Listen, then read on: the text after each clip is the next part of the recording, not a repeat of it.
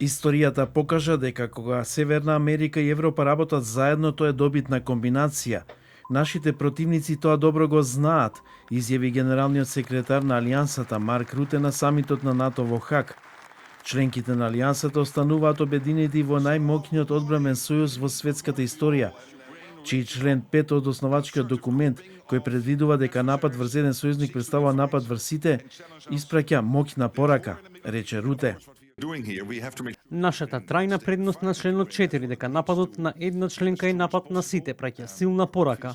Сојузниците се обврзуваат да издвојуваат 5% од својот БДП годишно за основни одбранбени потреби, како и за трошоци поврзани со одбраната и безбедноста. Сите сојузници се обединети во разбирањето дека треба да преземиме чекори за зајакнување на безбедноста.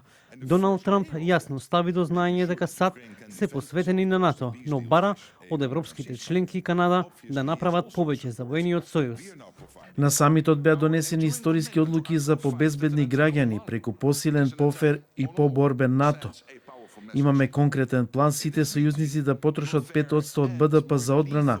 Дел ќе се насочи кон основната одбрана, а дел кон инвестиции поврзани со одбраната и безбедноста, рече Руте.